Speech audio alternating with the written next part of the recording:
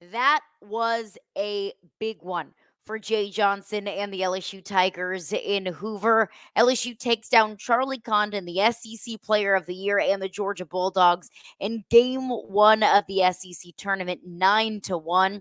How did they do it, and what does it mean for LSU's postseason hopes?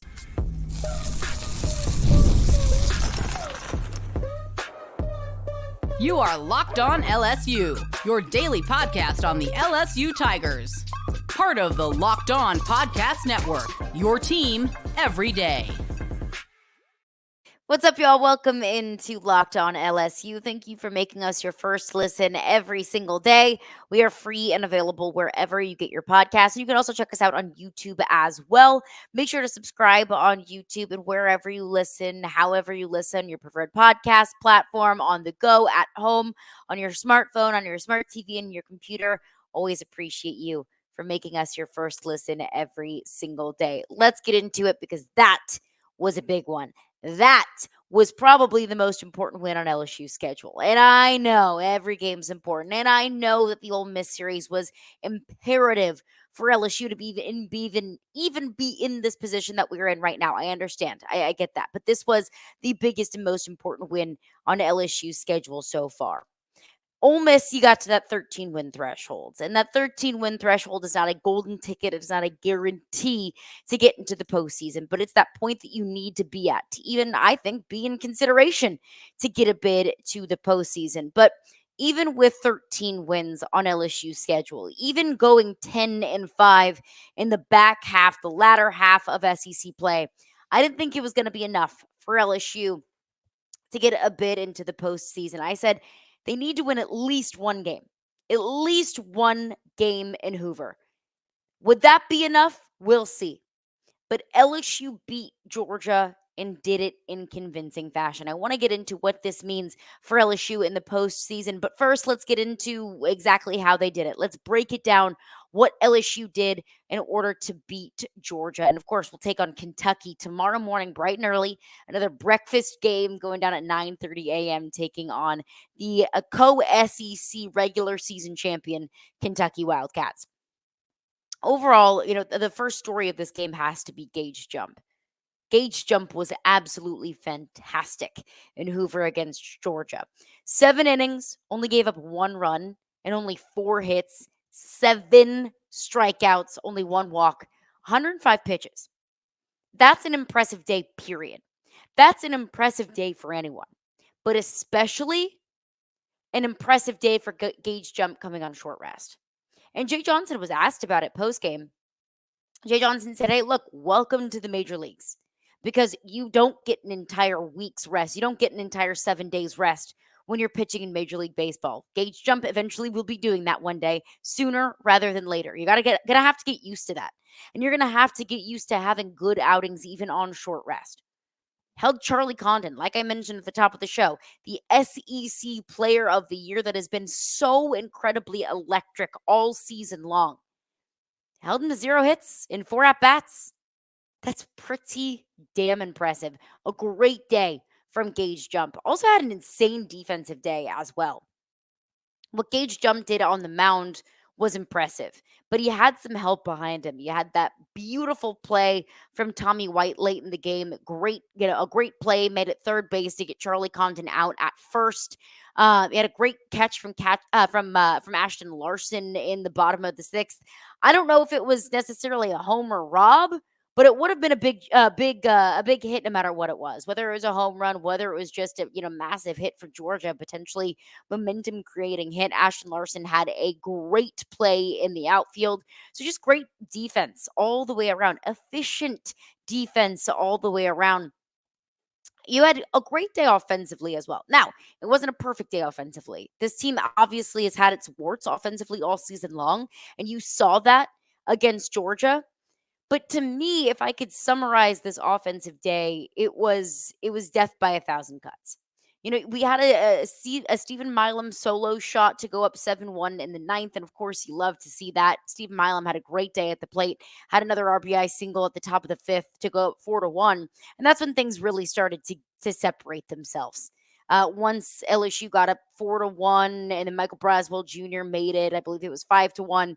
That's when when you started to kind of breathe out a little bit as an LSU fan. But it really was death by 1,000 cuts. Josh Pearson got it started with 3 RBIs to go up 3-0. A 2-run single in the first. Like I mentioned, the Stephen Milam RBI single. Josh Pearson, like I mentioned at the top of the game, 3 RBI singles. Milazzo with an RBI single. Michael Braswell with an RBI single. Tommy Tanks with an RBI single. So it's not like you had these massive, doubles and triples and 2 and 3 run homers. You didn't have that today against Georgia, today being Tuesday against Georgia. But what you did have was just consistent chipping away. It was consistent small ball. Now, the problem was you left way too many runners in scoring position.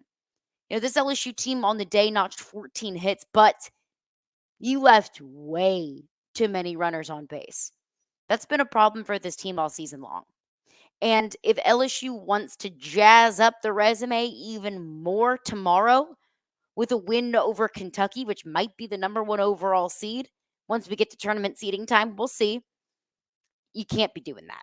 You can't be leaving as many runners in scoring position as LSU did. But it was a much needed win. It was a much needed resume booster. And I think it was a much needed confidence booster as well. If not for the team, at least for me. A confidence booster and a confirmation, rather, that LSU really is playing its best baseball at the perfect time. Jay Johnson even said that post game. He said, "Look, I think we're playing our best baseball right now." And you could chalk it up to coach speak. Your coaches say that all the time. We're in the best shape of our lives. We're playing the best ball we've played all season. And it's like, yeah, okay. No, it's true when it comes to this LSU team. All right, coming up next, let's get into what that means for the future, what that means for LSU's resume. Did this lock up a postseason bid for LSU? We'll get into that coming up next.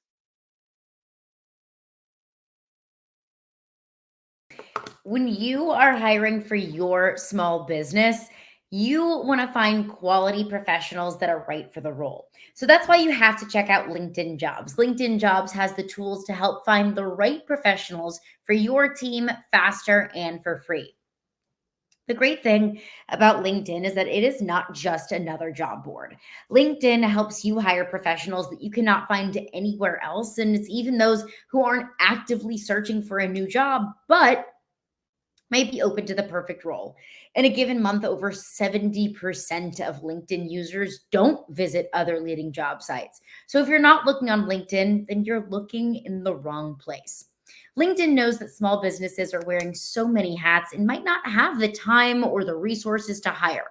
So LinkedIn is constantly finding ways to make the candidate search process easier. They even just launched a feature that helps you write job descriptions. And I've been there before. I've been on the hiring end before. And writing job descriptions is not an easy, nor is it a quick process. So that's just one of many ways that LinkedIn makes your job as a hiring manager so much easier and quicker. So post your job for free at linkedin.com/lockedoncollege.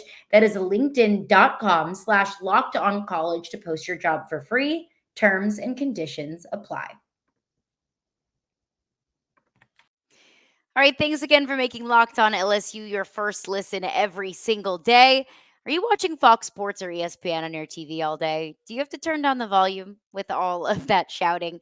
Make the switch to Locked On Sports today. It's a free 24/7 sports streaming channel programmed for you every day to bring you the biggest stories without all of this screaming. Locked On Sports Today brings you can't miss analysis, opinions, and news, streaming 24/7 on YouTube or the free Amazon Fire TV channels app, part of the Locked On Podcast Network, your team every single day. Let's continue getting into the conversation of LSU and their big win over Georgia 9-1 in game 1 of the SEC tournament. They needed to do that. Had LSU dropped that game to Georgia, I think that we would have been watching on Selection Sunday on the edge of our seats, biting our fingernails, sweating, coming down with a fever, like whatever term you want to use, because yes, LSU hit that 13-win threshold, but there are a lot of holes that you could poke in LSU's resume. had they not been able to at least get one win in Hoover. Now we'll see. Game 2 against Kentucky, co-SEC champions, regular season champions rather, along with Tennessee. Nick Mingione, SEC Coach of the Year. Kentucky's been a really good and really solid and consistent team all season long. So we'll see what LSU can do tomorrow morning, and we'll reevaluate on tomorrow's edition of Locked On LSU. But LSU needed that one. So now let's break down LSU's resume.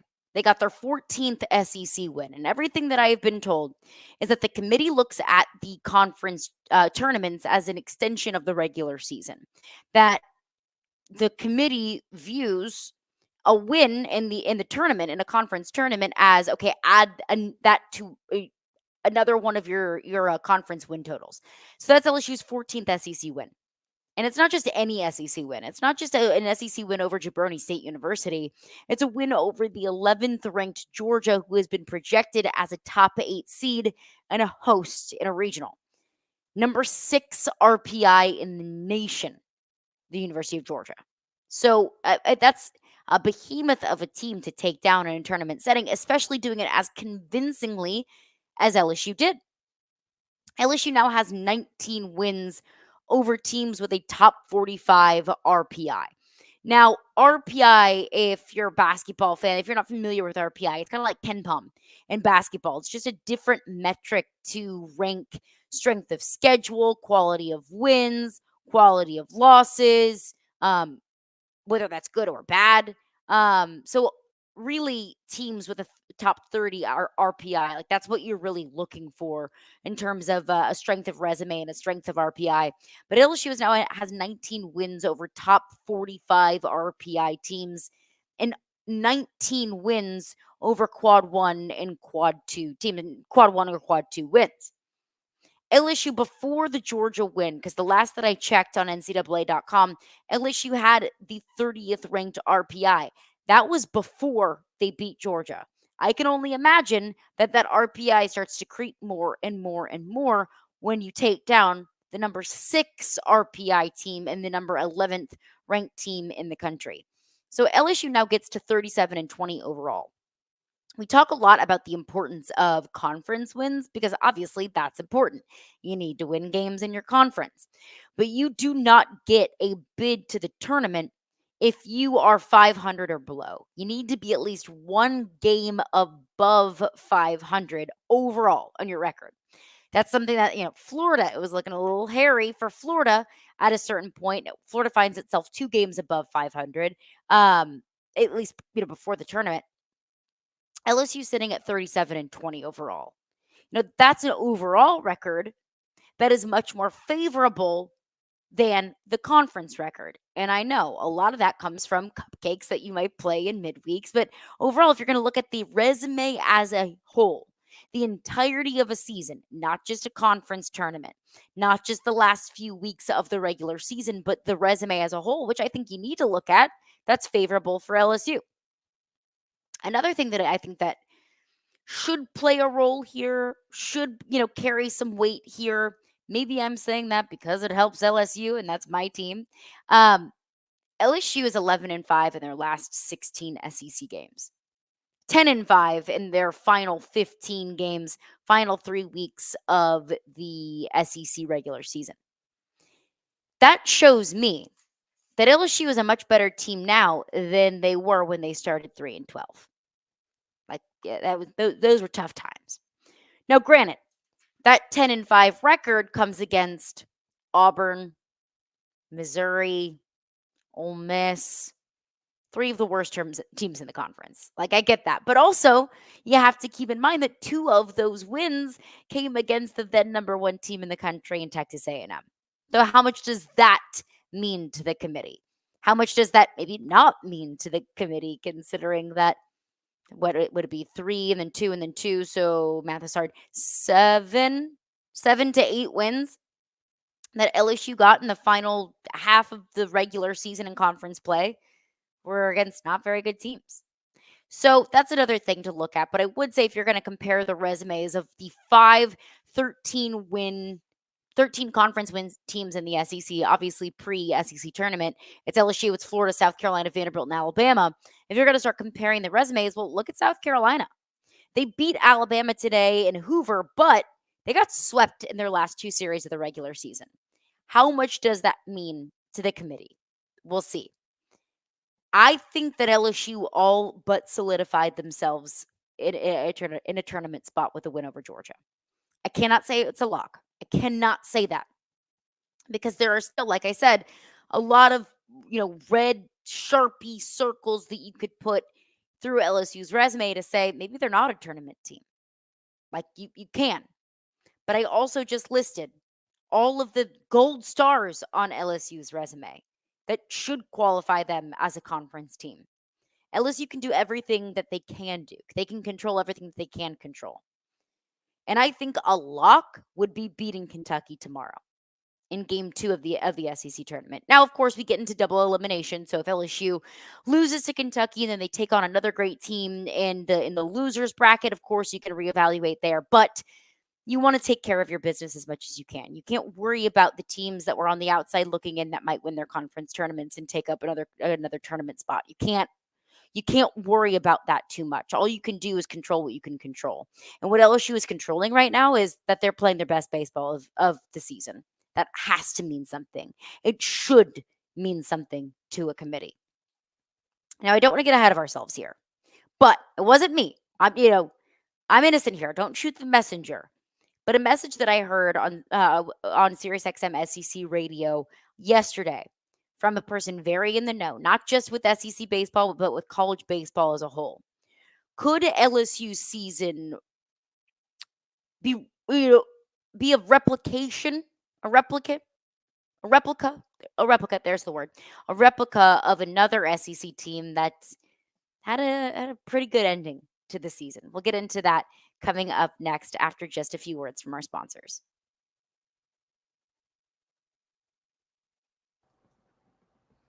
Okay, I want to tell you about Yahoo Finance. So wouldn't it be great if you could see all of your investment and retirement accounts in one place? With Yahoo Finance, you can consolidate your views from multiple accounts into one hub.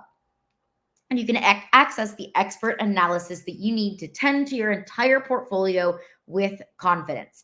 I've been using Yahoo Finance to consolidate all of my accounts in one place, which has made it incredibly easy to manage them, which has been really nice for me, somebody that gets intimidated by finances, somebody who can easily get disorganized, especially when I have all different accounts in all these different places. Yahoo Finance makes it so easy for me. And when it comes to your financial future, you think you've done it all. You've saved, you've researched, you've invested all that you can. So now you need to take those investments to the next level by using what every financial great uses. It's Yahoo Finance. Securely link your brokerage accounts for a unified view of your wealth, including 401k and other investments.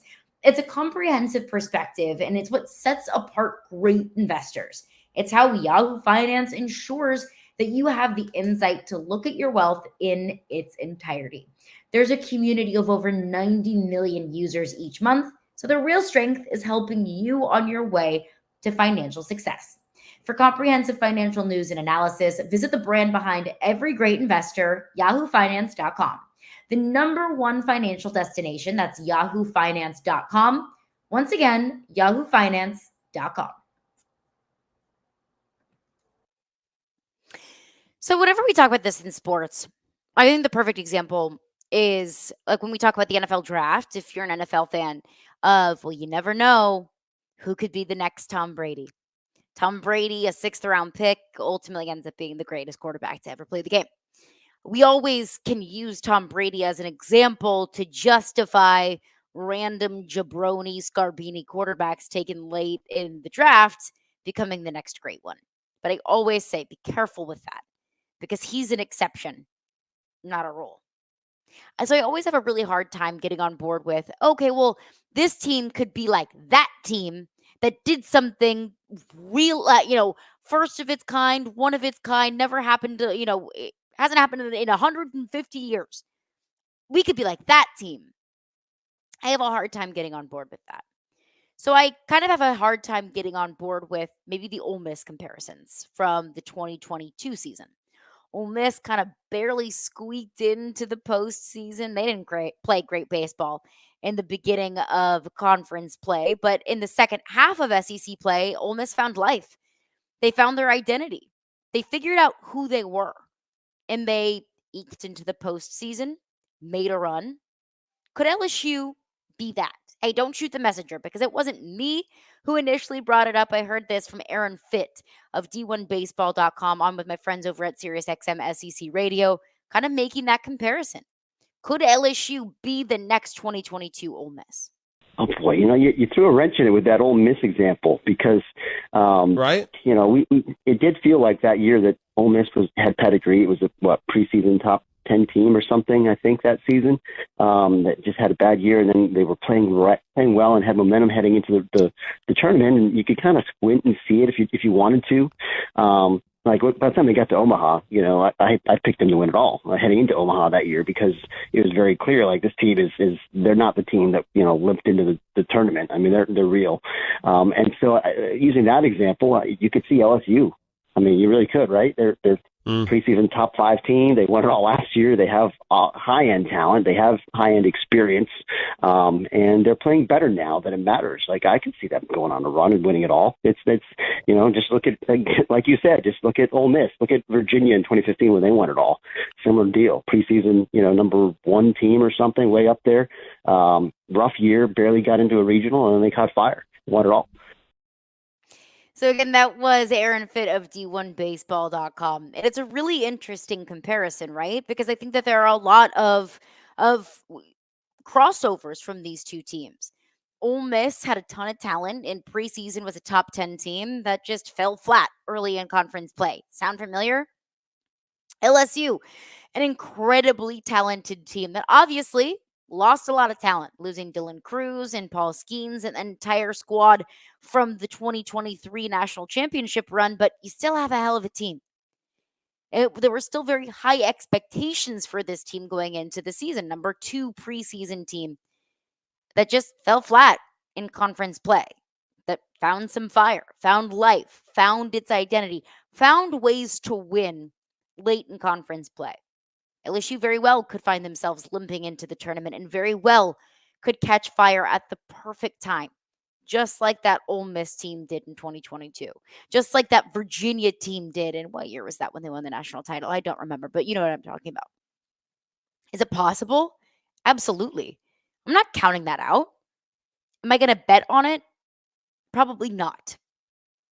But before we start talking about Omaha, before we start talking about national championships, before we start talking about parallels with that Ole Miss 2022 team, because the parallels are there absolutely. Take care of business against Kentucky first. Get into the tournament first. Show me a little bit more. Show me that you can continue to play that complementary baseball that Jay Johnson has been talking about. Show me that the depth in the bullpen really is evolving as much as it should, because we saw it firsthand last year. How important arms are in the postseason. Not even just to get to Omaha, to get through Omaha. Like, LSU's pitching staff was a massive concern last year. Let's not act like everything was all peachy creamy all throughout the season last year. How many times did we on this podcast talk about how the bullpen and just the arms in general outside of Paul Skeens are going to push LSU an early exit into the postseason? We talked about it so many times. So many times. The arms just came together at the right time. And you got spectacular performances from guys that maybe weren't spectacular in the regular season. So I can't get there yet.